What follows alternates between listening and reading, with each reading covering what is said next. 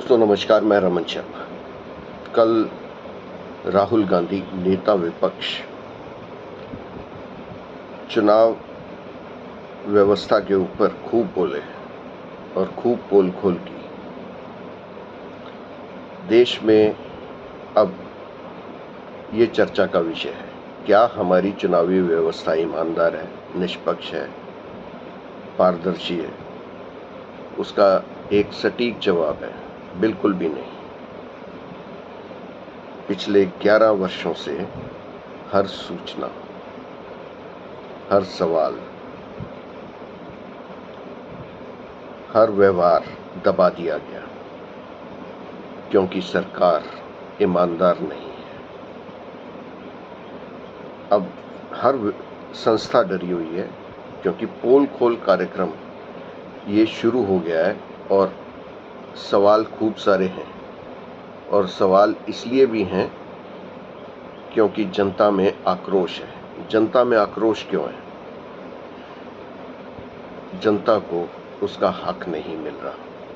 महंगाई से त्रस्त है, बेरोजगारी से त्रस्त है, अपराध से त्रस्त है, भ्रष्टाचार, घोटाले, रिश्वत, इन सब से जनता त्रस्त है। जनता का पैसा डूबता जा रहा है और सत्ता पक्ष अमीर होता जा रहा है। उसकी जितनी भी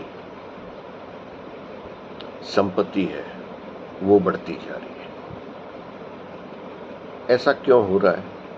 अगर तथाकथित ईमानदार प्रधानमंत्री, जिसका नारा था न खाऊंगा न खाने दूंगा, वो खाने भी दे रहा है और खुद भी खा रहा है।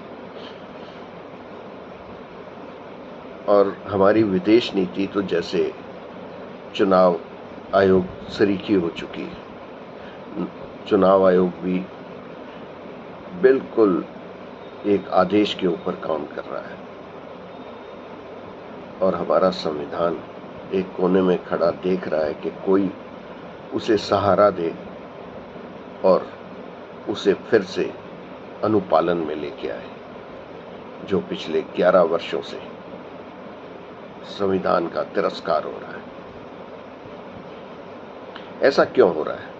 क्योंकि सत्ता पक्ष हर तरीके से राजशाही भारत में लेके आना चाह रहा है और वो मुमकिन ही नहीं है। भारत में जिसने भी तानाशाही या राजशाही लागू की, उसका विरोध हुआ। विरोध चाहे एक छोटे पक्ष ने किया हो, क्योंकि बहुमत जो है वो नतमस्तक हो जाता है। चाहे वो राजा हो, चाहे प्रधानमंत्री हो, चाहे सत्ता हो, चाहे ठाकुर हो, चाहे जमींदार हो, चाहे जागीरदार हो,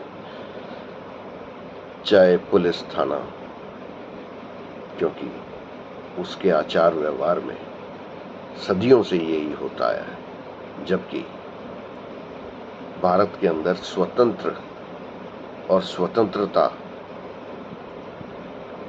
रग रग में बसी है और उसे लेके कुछ मुट्ठी भर लोग आगे चलते हैं और वो छीन लेते हैं। भारत का इतिहास, भारत तो 1947 में बना था। उससे पहले जितने राजे रजवाड़े थे वो गुलाम होते थे, लेकिन स्वतंत्रता आंदोलन चलता था और फिर आज़ादी आ जाती थी। क्या चुनाव आयोग से स्वतंत्रता का ये समय आ गया?